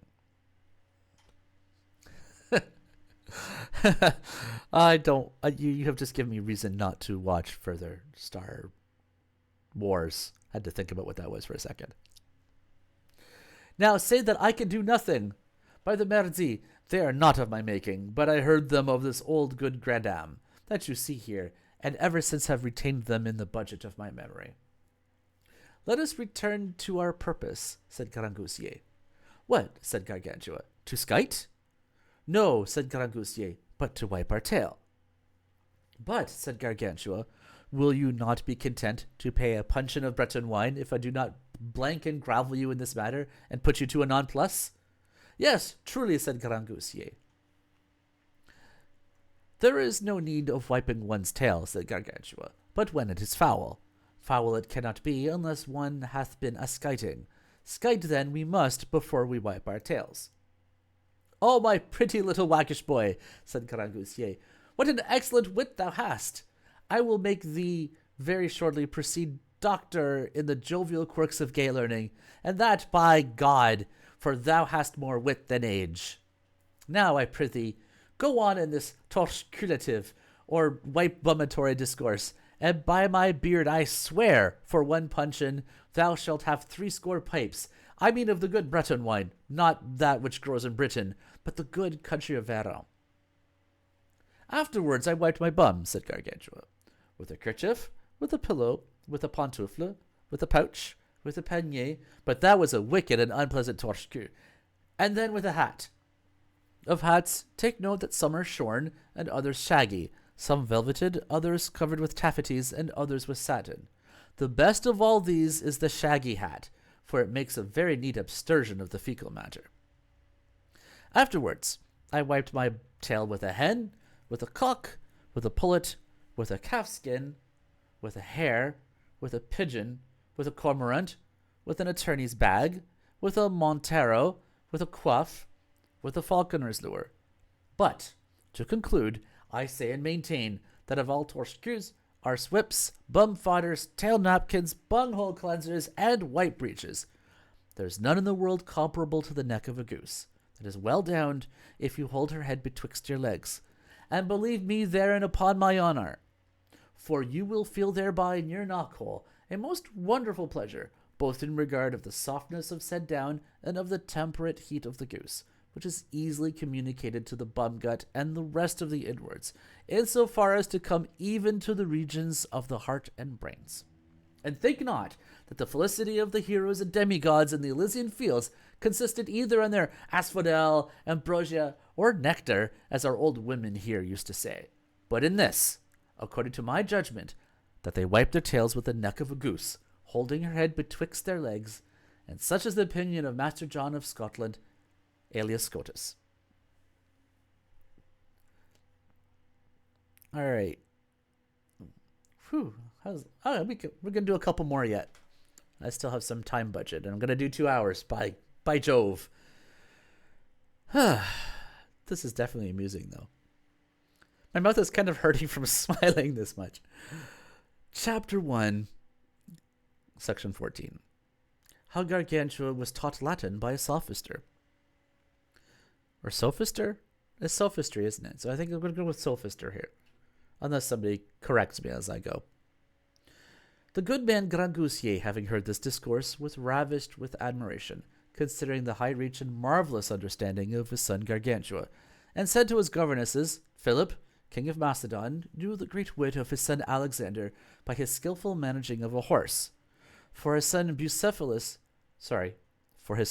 Bucephalus was so fierce and unruly that none durst adventure to ride him.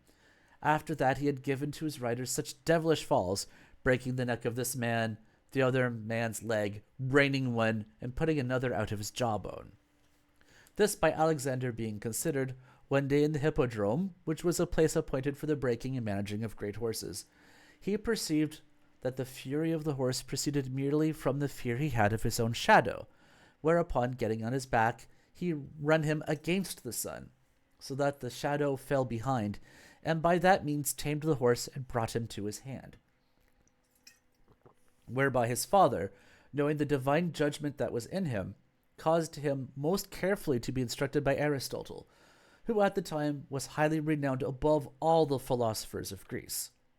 After the same manner I tell you that by this only discourse, which now I have here had before you with my son Gargantua, I know that his understanding doth participate of some divinity, and that, if he be well taught, and have that education which is fitting, he will attain to a supreme degree of wisdom. Therefore, I will commit him to some learned man, to have him indoctrinated according to his capacity, and will spare no cost. Presently, they appointed him a great sophister doctor, called Master Tubal Holofernes, who taught him his ABC so well that he could say it by heart backwards, and about this was 5 years and 3 months. Then read he to him Dona, Le Facet, Theodeled, and Alanus and Parabolus. Maybe these aren't French names, I don't know. About this he was 13 years, 6 months, and 2 weeks. But you must remark that in the meantime he did learn to write in Gothic characters, and that he wrote all his books, for the art of printing was not then in use, and did ordinarily carry a great pen and inkhorn, weighing about 7,000 quintals, that is, 700,000 pounds weight. The penner whereof was as big and as long as the great pillars of Ine, and the horn hanging to it in great iron chains, it being the wideness of a ton of merchant ware. After that, he read unto him the book De Modis Significanda, with the commentaries of Hertzbees, of Fasquin, of Trodieu, of Golot, of John Caff, of Billonio, of Berlinguandus, and a rabble of others. And herein he spent more than 18 years and 11 months, and was so well versed in it, to try masteries in school disputes with his condisciples, he would recite it by heart backwards, and did sometimes prove on his finger ends to his mother, Quod modus significanda non era scientia. There's your word crimes. Then did he read to him the compost, knowing the age of the moon, the seasons of the year, and the tides of the sea, on which he spent 16 years and 2 months, and that justly at the time that his said preceptor died of the French pox, which was in the year 1420. Afterwards he got an old coughing fellow to teach him, named Master Jobelin Bride, or Muzzled Dolt, who read unto him Hugutio, Hebrard's Greekism, the Doctrinal, the Parts, the Cides, the Supplementum, the Marmotritus, de Moribus Immensa Servandis, Seneca de Quatuor Virtutibus Cardinalibus, Passaventus cum commento, and Dormi Secure for the holidays, and some other of such like mealy stuff, by reading whereof he became as wise as ever, but by reading whereof he became as wise as any we ever since baked in an oven.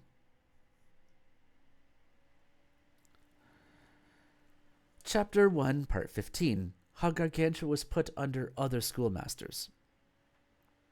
At the last his father perceived that indeed he studied hard, and that, although he spent all his time in it, he did nevertheless profit nothing, but, which is worse, grew thereby foolish, simple, doted, and blockish, whereof making a heavy regret to Don Philip of Marais, viceroy or deputy king of Papeligos, he found that it were better for him to learn nothing at all, than to be taught such like books, under such schoolmasters, because their knowledge was nothing but brutishness, and their wisdom but blunt foppish toys, serving only to bastardize good and noble spirits, and to corrupt all the flower of youth. That it is so, take, said he, any young boy of this time who hath only studied 2 years, if he hath not a better judgment, a better discourse, and that expressed in better terms than your son, with a completer carriage and civility to all manner of persons. Account me forever, hereafter, a very clounch and bacon slicer of Brenne. This pleased Grangousier very well, and he commanded it that it should be done. At night at supper, the said de Marais brought in a young page of his, a Villegouge, called Eudemon, so neat, so trim, so handsome in his apparel, so spruce, with his hair in so good order, and so sweet and comely in his behaviour, that he had the resemblance of little angel more than of a human creature. Then he said to Grangousier, Do you see this young boy? He is not as this is hard. He is not as yet full 12 years old. Let us try, if it please you, what difference there is betwixt the knowledge of the doting matologians of old time and the young lads that are now. This trial pleased Grangousier, and he commanded the page to begin. Then Eudemon, asking leave of the vice-king his master so to do, with his cap in hand, a clear and open countenance, beautiful and ready lips, his eyes steady, and his looks fixed upon Gargantua with a useful modesty, standing up straight on his feet, began very gracefully to commend him, first, for his virtue and good manners, secondly, for his knowledge, thirdly, for his nobility, fourthly, for his bodily accomplishments, and in the fifth place, most sweetly exhorted him to reverence his father with all due observancy, who was so careful to have him well brought up. In the end he prayed him that he would vouchsafe to admit of him amongst the least of his servants, for other favour at that time desired he none of heaven, but that he might do him some grateful and acceptable service.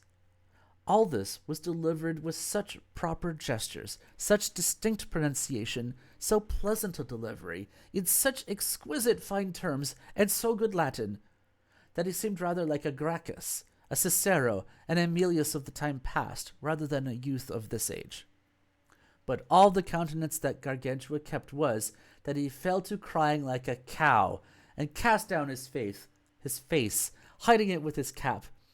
Nor could they possibly draw one word from him, no more than a fart from a dead ass. Whereat his father was so grievously vexed, that he would have killed Master Jobelet, but the said de Marais withheld him from it by fair persuasions, so that at last he pacified his wrath. Then Grangousier commanded that he should be paid his wages, and they should whittle him up soundly, like a sophister, with good drink, and then give him leave to go to all the devils in hell. At least, said he, today it shall not cost his toast much, if by chance he should die as drunk as a Switzer. Master Jobelet being gone out of the house, Grangousier consulted with the viceroy what schoolmaster they should choose for him, and it was betwixt them resolved that Ponocrates, the tutor of Eudemon, should have the charge, and they should go all together to Paris, to know what was the study of the young men of France at the time. I'm going to read this last one, and then we're going to take a break, because basically my stomach is gurgling, so I don't want that to get into recording, and amidst all the other unprofessionalisms I've already done. Chapter 1, Part 16.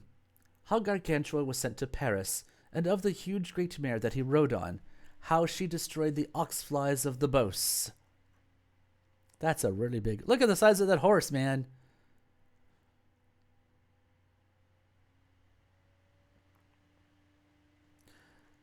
In the same season, Phaeols, the fourth king of Numidia, I guess that should be Phaeoles, the fourth king of Numidia, sent out of the country of Africa to Grangousier the most hideously great mare that ever was seen, and of the strangest form. For you know well enough how it is said that Africa always is productive of some new thing. She was as big as 6 elephants, and had her feet cloven into fingers, like Julius Caesar's horse, with slouch-hanging ears, like the goats in Languedoc, and a little horn on her buttock. She was of a burnt sorrel hue with a little mixture of dapple gray spots, but above all she had a horrible tail, for it was little more or less than every whit as great as the steeple pillar of St. Mark's beside Long, and squared as that is, with tufts and unycroches or hair plates wrought within one another, no other than as the beards that are upon the ears of corn. I want to see if that's in the picture. No, sort of. If you wonder at this, wonder rather at the tails of the Scythian rams, which weighed above 30 pounds each, and of the Syrian sheep, who need, if to know say true, a little cart at their heels to bear up their tail, it is so long and heavy. You female lechers in the plain countries have no such tails. And she was brought by sea in 3 carracks in the brigantine unto the harbour of Olone and Thalmondois. When Grangousier saw her, "Here is," said he, "what is fit to carry my son to Paris. So now, in the name of God, all will be well. He will in times coming be a great scholar. If it were not, my masters for the beasts, we should live like clerks." The next morning, after they had drunk, you must understand, they took their journey, Gargantua, his pedagogue Ponocrates, and his train, and with them Eudemon the young page. And because the weather was fair and temperate, his father caused to be made for him a pair of dun boots. Babin calls them buskins. Thus did they merrily pass their time in travelling on their highway, always making good cheer, and were very pleasant, till they came a little above Orleans, in which place there was a forest of 35 leagues long, and 17 in breadth, or thereabouts. This forest was most horribly fertile and copious in dorflies, hornets, and wasps, so that it was a very purgatory for the poor mare's asses and horses. But Gargantua's mare did avenge herself handsomely of all the outrages therein committed upon beasts of her kind, and that by a trick whereof they had no suspicion. For as soon as ever they were entered into said forest, and that the wasps had given the assault, she drew out and unsheathed her tail, and therewith skirmishing, did sweep them so that she overthrew all the wood alongst and athwart, here and there, this way and that way, longwise and sidewise, over and under, and felled everywhere the wood with as much ease as a mower did doth the grass. And in such sort that never since hath there been neither wood nor dorflies, for all the country was thereby reduced to a plain champagne field. That's kind of redundant. Champagne is sort of the word for country. Campaign, anyway. Which Gargantua took great pleasure to behold, and said to his country no more but this: "Je trouve beau ça," I find this pretty. Whereupon that country hath been ever since called the Beauce. Ah, really? But all the breakfast the mare got that day was but a little yawning and gaping, in memory whereof the gentlemen of Beauce do as yet to this day break their fast with gaping, which they find to be very good, and do spit the better for it.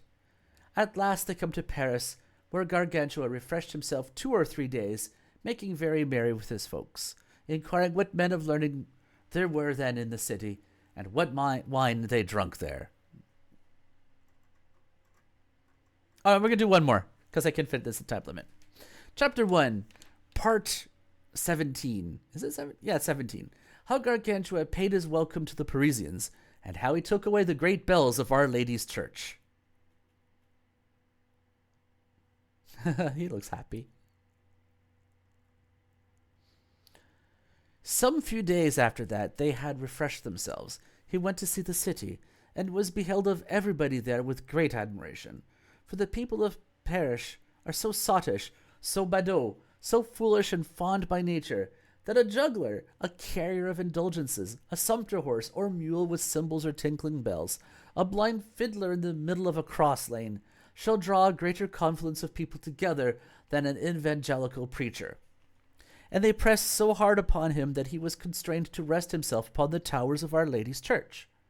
At which place, seeing so many about him, he said with a loud voice, "I believe that these buzzards will have me to pay them here my unwelcome hither, and my propitiat. It is but good reason. I will now give them their wine, but it shall be only in sport. Then smiling, he untied his fair baguette, and drawing out his mental into the open air, he so bitterly all to be pissed them, that he drowned 260,418, besides the women and little children. Some, nevertheless, of the company escaped this piss flood by mere speed of foot, who then, when they were at the higher end of the university, sweating, coughing, spitting, and out of breath, they began to swear and curse, some in good hot earnest, and others in jest. Carimari, carimara, golinoli, golinolo, by my sweet sanctus, we are washed in sport, a sport truly to laugh at. In French, Paris. Oh. Right. For which the city hath ever since been called Paris, or Paris, whose name formerly was Leucotia, as Strabo testifieth lib quato from the Greek word leukotes, whiteness, because of the white thighs of the ladies of that place. And forasmuch at this imposition of a new name, all the people that were there swore everyone by the saints of his parish, the Parisians, who are patched up of all nations and all pieces of countries, are by natures both good jurors and good jurists, and somewhat overweening, whereupon Joannes de Barocco, Libro de Compiositate Reverentarium, thinks that they are called Parisians from the Greek word parisia, which signifies boldness and liberty in speech. This done, he considered the great bells which were in said towers, and he made them sound very harmoniously, which, whilst he was doing, it came into his mind that it would serve very well for tingling tantans and ringing campanelles to hang about his hare's neck when she should be sent back to his father, as he intended to do, loaded with brie cheese and fresh herring. And indeed he forthwith carried them to his lodging. In the meanwhile there came a master beggar of the fires of St. Anthony to demand in his canting way the usual benevolence of some hoggish stuff, who, that he might be heard from afar off, and to make the bacon he was in quest of shake in the very chimneys, made account to filch them away privily. Nevertheless, he left behind very honestly, not for that they were too hot, but that they were somewhat too heavy for his carriage. This was not he of Bourg, for he was too good a friend of mine.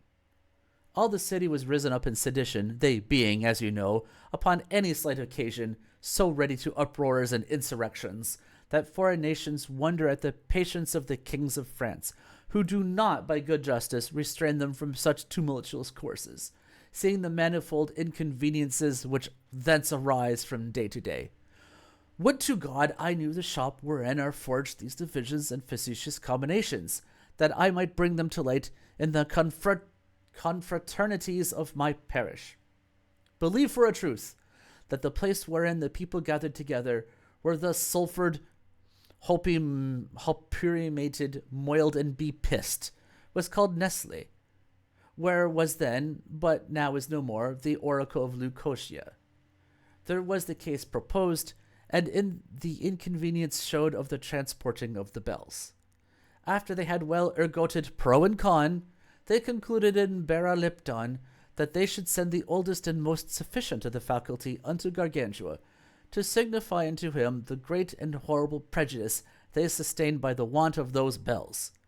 And notwithstanding the good reasons given in some of the university why this charge was fitter for an orator than a sophister, there was chosen for this purpose our master Genitus de Bragmardo. Phew! That was an entertaining 2 hours. I'm going to take this up again next Sunday. We'll go back to video games very soon. Thanks for listening. This will get posted to YouTube, surely with some caveats that some of the language is not fit for the young'uns. And as G would say, goodbye, world.